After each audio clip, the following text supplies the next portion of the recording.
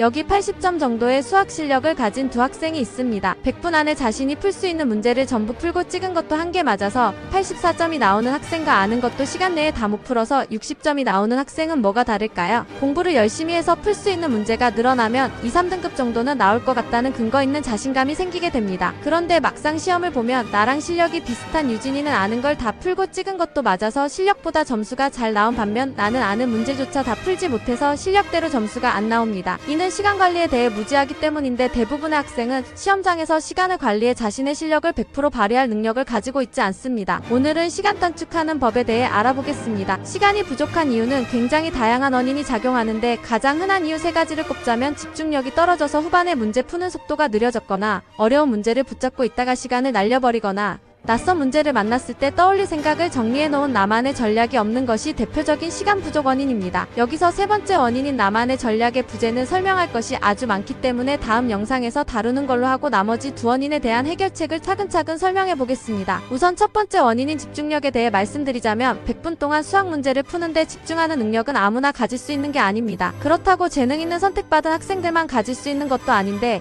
이는 그냥 연습 부족이 문제입니다. 따라서 실제 시험 환경과 비슷한 실전 모의고사를 100분 동안 진득하게 앉아서 풀어내는 연습이면 충분합니다. 단 중간에 잠깐 쉬거나 화장실을 가는 등 실전에서 안 할 만한 행동은 절대 하지 말아야 합니다. 따라서 내가 100분 동안 집중을 하지 못하는 것 같다면 실무를 꾸준히 풀어보시기 바랍니다. 두 번째 원인인 시간 안배 실패는 오늘 영상의 핵심인데 탑다운 솔빙으로 해결됩니다. 탑다운 솔빙이란 내가 풀 수 있는 문제부터 풀고 어려운 문제나 막힌 문제는 나중에 푸는 시간 안배 방법입니다. 탑다운이란 다양한 분야에 걸쳐서 사용되는 용어인데 큰 틀부터 짠 뒤에 세부적인 요소들을 해결하는 기법입니다. 이를 수능 수학에 적용시키면 쉬운 문제 익숙한 문제들부터 해결함으로써 내가 받아야 할 최저 점수를 먼저 챙기고 나머지 어려운 문제와 낯선 문제들을 야무지게 챙겨가는 방식이 탑다운 솔빙입니다. 문제를 봤을 때 딱 봐도 시간이 많이 걸릴 것 같거나 문제가 낯설어서 길이 보이지 않는다면 과감하게 별표치고 넘어가면 됩니다. 그렇게 1번부터 30번까지 한 번씩 봤다면 별표치고 넘어간 문제들을 다시 도전해봅니다. 그 과정에서 다시 풀리는 문제들이 있을 것이고 이런 식으로 챙겨갈 문제를 전부 챙겼으면 일단 내 실력의 점수는 확보한 겁니다. 여기서 한두 문제를 찍어서 마치면 내 실력보다 높은 점수를 받아서 상위권 대학에 진학할 수 있는 겁니다. 만약 탑다운 솔빙 없이 1번부터 30번까지 순서대로 풀면 어떤 일이 발생할까요? 만약 11번 정도에서 막히면 일단 심리적으로 위축되고 11번이라는 초중반부에서 시간을 많이 투자했기 때문에 내가 26번을 풀 실력이 있어도 거기까지 도달하지 못하는 문제가 발생합니다. 하지만 탑다운 솔빙을 사용하면 막히면 언제든지 넘어가도 된다는 마음가짐으로 쿨하게 넘기면 되기 때문에 상대적으로 심리적 우위에 있을 수 있고 26번에 도달할 시간을 확보했기 때문에 억울하게 놓치는 문제가 없어집니다. 게다가 인간의 뇌는 직접 생각을 하고 있지 않더라도 문제를 한번 보면 그 문제에 관련된 시냅스가 연결되면서 두 번째, 세 번째 볼 때는 더 쉽게 풀이법이 떠오릅니다. 이는 퀵 애네독의 원리와 일맥상통합니다. 안 풀리던 문제가 나중에 갑자기 풀리는 게 이런 원리입니다. 그럼 긴장되는 시험장에서 이 문제를 풀 수 있는지 풀어내는데 시간이 얼마나 걸릴지를 어떻게 구별할지 궁금해하는 학생들이 있을 텐데 이건 자신의 느낌을 믿어야 합니다. 느낌이라고 하니까 뭔가 막연하고 무책임한 말처럼 들릴 수도 있는데 만약 문제의 풀이 가능성과 소요 시간을 바로 점쳐보는 방법이 존재했다면